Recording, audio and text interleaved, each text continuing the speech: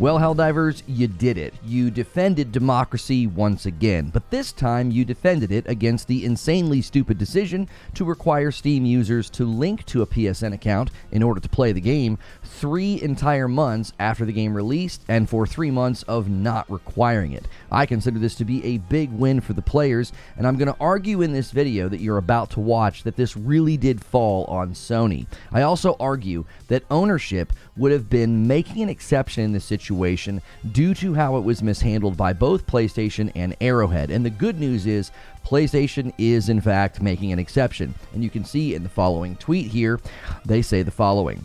Helldivers fans, we've heard your feedback on Helldivers 2 account linking update. The May 6 update, which would have required Steam and PlayStation Network account linking for new players and for current players beginning May 30th, will not be moving forward. We're still learning what is best for PC players, and your feedback has been invaluable. Thanks again for your continued support of Helldivers 2, and we'll keep you updated on future plans. So enjoy the following video as a bit of a congratulations to those who fought against it, but it also is a great breakdown as to why and when this all started and how it was really going to damage the game long term. It may already have. Go change your scores back to positive. Let's see if we can get that score turned around, Helldivers, because ultimately I think it's the right decision to walk it back. But this video is also a bit of an I told you so to those who said this wasn't going to be a big deal and it wouldn't hurt the game. So, enjoy. Helldivers is proving that even the most popular game can dash against the rocks of a bad corporate decision.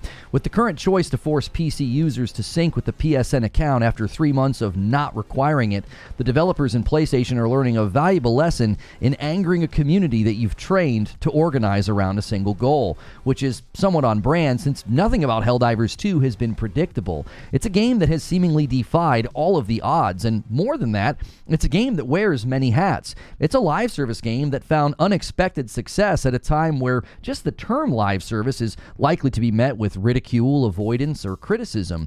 It's a PlayStation game that has seen strong acceptance and engagement with the PC audience. It's a fun co-op shooter that grew in popularity to such a degree it had an increase in sales when typically and almost universally sales are seen to slow down. But much like when the game was struggling when it first came out and many said it was a victim of its own success, well, they are once again falling victim to their meteoric rise, but not quite in the same way as when players couldn't log in due to limited server capacity. Now players may not be able to log in for completely different reasons.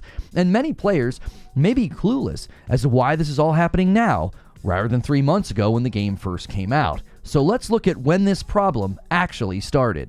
Everyone that tried to play Helldivers 2 in the early days remembers the pain of trying to log in. Player interest and demand far exceeded anything Arrowhead had planned for. They didn't, and they still don't, have a proper queue system in place, so players were commonly left in what felt like an eternal limbo of watching a timer count down only to see another failed login take place. And wait time was not the only thing that went up at this time. Sales charts and players charts just seemed to have no limits. In the weeks that followed the game's launch, word of mouth did more than its job. It worked overtime. And the game entered the weeks when video games typically see sales slow down, and Helldivers experienced a reverse sales curve and continued to go up. And these sales have propelled the game to dominance on more than just the rankings on Steam. It currently sits at the top of the most sold games list for 2024, above staple franchises like Call of Duty, Final Fantasy, and Madden. And the popularity of Helldivers even recently led to a community and developer debate about what should be prioritized, with large portions of the player base sort of asking the devs to take a break from the monthly rhythm of a new war bond and just focus on fixing bugs, which was met with some pretty frank honesty from the company's CEO, stressing that they needed to be better about this, but they also needed to both fix bugs and deliver the new war bonds to stay relevant. Now, they likely look at their own data points and they see just how the community and the health of the player funnel reacts to a new war bond and new content. I'm going to speak more about the timing of that in a moment, as the next war bond is just a few days away. But popularity in the gaming world comes with greater risk than just needing more servers, and the CEO of Arrowhead made a fatal mistake in those early days of explosive popularity that is now coming home to roost. Those first 2 weeks of Helldivers' rapid growth had the devs in a bit of a scramble. There was even a time where they increased the server capacity by 100,000 and it was immediately at capacity within just a few minutes. But according to the CEO, he made the call, as he describes it, to quote, disable account linking at launch. This was when they inadvertently laid in a trap for themselves, but even worse, a trap for the ever-growing player base. With countless players reporting never seeing any warnings or alerts that account linking had been disabled and that it would be required at a later date, the expectation was set. Even though the Steam storefront does say that third-party account is required to play the game, nothing in the game said this or warned the player about it. And reading the CEO's tweet about this makes it very clear. They did a poor job informing the player base about this, and they at least admit to that. This has to be considered in the grand scheme of things. Yes, other games require a second account to link in order to play, like Apex Legends from EA or Grand Theft Auto from Rockstar, but the devs at Helldivers 2 turned off the requirement at launch and they left it off for 3 months. And when it's all said and done, it will be 4 months until it is actually enforced. According to their update on Steam, when it set the Steam world ablaze, when June 4th hits, if you have not linked a PSN account, you will not be able to play Helldivers 2 on PC. And the complexity of this was sort of compounded by the realization that the game had been sold in regions of the world that cannot get a PSN account, which has led to a mixture of reports coming in from the player base. Users located in regions that cannot get a PSN account are being granted refunds even after hundreds of hours of playing the game, while others are being denied refunds, likely because the storefront informed the consumer about the requirement and they can continue to play. All they have to do is create the PSN account or link an existing one. There was also a significant change to the game's list of purchase-restricted countries on May the 4th. A grand total of 177 countries are now blocked from purchasing Helldivers 2 on Steam. Currently, it is not known if this was initiated by PlayStation or Arrowhead or Steam, or maybe all of the above. In any case, that is likely determining who can get a refund after months of access, since come June 4th, those countries will lose access unless a resolution can be found, which the CEO has indicated they are looking into with PlayStation. And PlayStation is clearly aware of the issue, as they changed their own website from saying that, quote, signing in to PSN is optional when playing a PlayStation game on PC, to now saying some PlayStation games may require you to sign in and link to an account for PSN. And this really gets to the heart of the issue. Both CMs from the company, as well as the CEO, have made it clear. This is a PlayStation decision, not an Arrowhead decision. The CEO even said on Twitter that, quote, hey, we do not handle the selling of the game. We develop and support it. When it comes to the details of how it's sold, that's up to publishers and stores. PSN restrictions are a PSN issue. I wouldn't know why you can't make an account in different parts of the world. Obviously, the CEO is not completely passing the buck, as he previously indicated that he made the call to disable it and owned that they did not talk about it enough.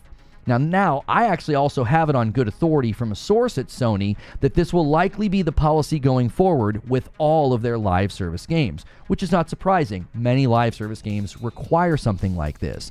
An example would even be upcoming Ghost of Tsushima when it comes to PC.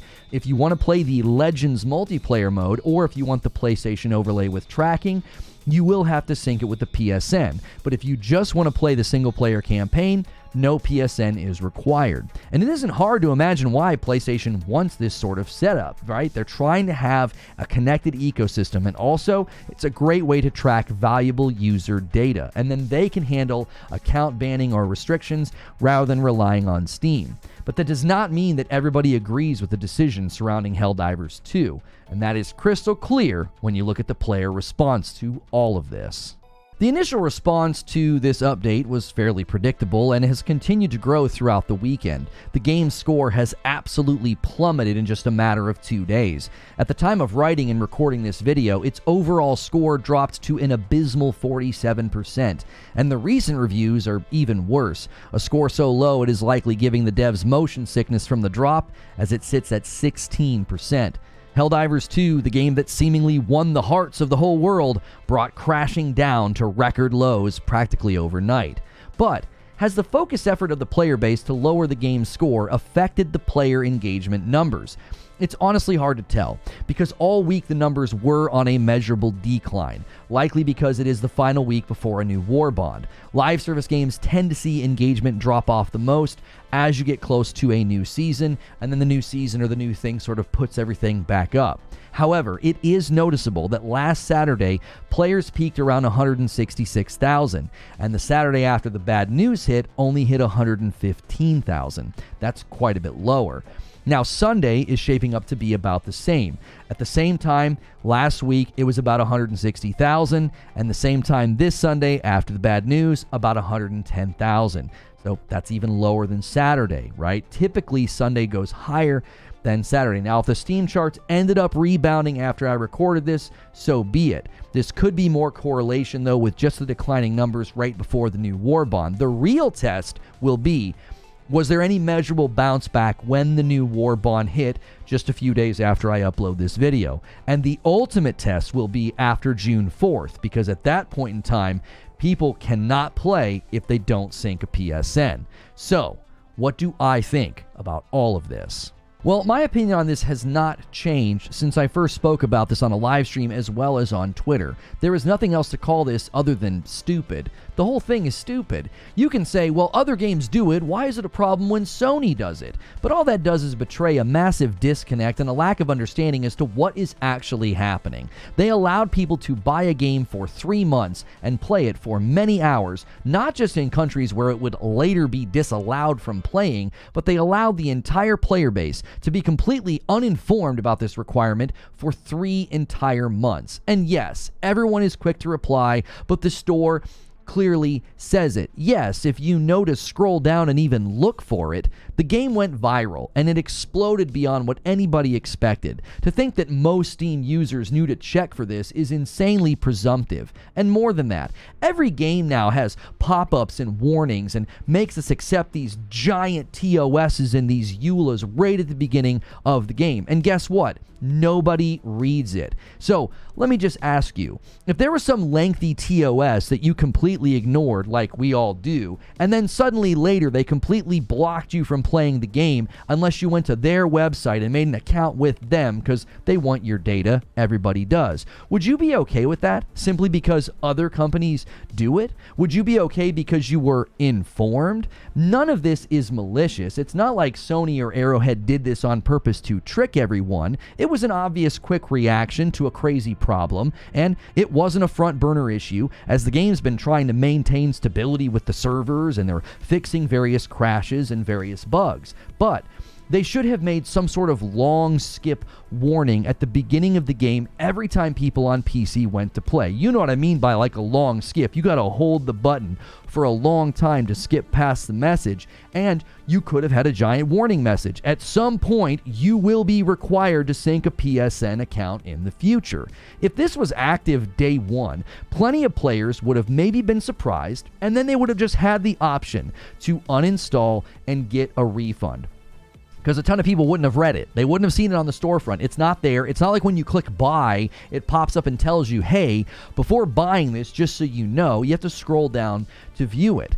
Pulling what feels like a Darth Vader, changing the terms on Lando Calrissian and just altering what's going on because you can, well, that doesn't seem justifiable in my mind. And I understand it would set a precedent. If they didn't require with Helldivers 2, people would say, well, you didn't require it with Helldivers 2, why are you requiring it now with this new game? To be honest, who cares if people ask that in the future? This game could have simply been an exception to the rule given the circumstances at launch. They could have said something to the effect of, listen, we decided to forego requiring it given the nature of how Helldivers 2 launched to unexpected popularity, and having it disabled for 3 months passively set a consumer expectation. They could also maybe try a hybrid approach. Don't require it, but just really incentivize it if you want that user data. You know, anybody who syncs with PSN, maybe you get 200 medals or something like that. Try to motivate people to do it. But as far as I can tell, PlayStation is not going to reverse course on this, which I find incredibly frustrating. Live service games like this, they live and they die by the player funnel. and risking this level of player loss and potential future sales due to would-be consumers seeing such a low score, it can't be described as anything other than self-destructive. And to those who are going to say something like, well, it's not hard, just create a free account. It's the principle of pulling what amounts to a you didn't read the TOS bait and switch. I, for one, am glad that players are doing what they should do. They're speaking loudly. They're trying to get refunds. They're using their downvotes, right? It sends a loud and clear message to any company that wants to pull something like this with their TOS or their user agreement. But again, I'm not saying Arrowhead or PlayStation's doing something in a malicious way. The circumstances that led to this truly seemed like an innocent oversight, which is exactly why the company and PlayStation should take the responsibility and forego the requirement.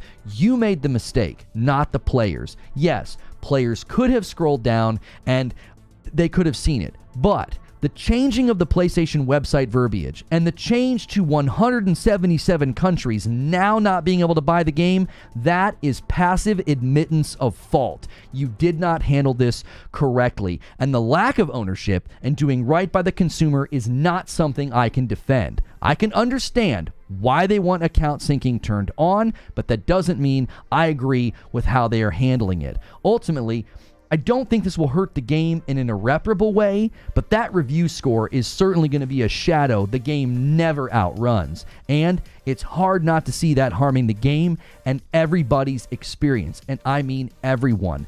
Less players playing is never good for a live service game. So the PlayStation fans that are getting tribalistic about this, you're almost celebrating seeing PC fans get upset. You honestly sound and look pretty foolish. Why would you celebrate damaging a live service game's player funnel and player reception just because you've had some weird internet fights with bad actors or PC Master Race trolls? The lion's share of gamers don't get into these pathetic and childish squabbles. They just want to play games. And come June 4th, a good number of them won't be playing any longer. Heck, right now, a bunch of people can't play and won't be able to play in the future because 177 countries just got denied access to the game. Is that something you want to celebrate? I don't think that's something any fan of Helldivers should be celebrating. But those are just my thoughts. Now it's time to hear your thoughts. You can do that in a comment below, or this video does redirect over to a live stream. There'll be a card right here, a pinned comment below as well. I would love to see you come into the live streams. Let's debate this one. I know people don't agree with me. That's okay. Leave a comment. Debating and disagreement is welcome. If you don't make it to the live show, be sure to leave a comment below, hit that like button, hit share, and also hit subscribe.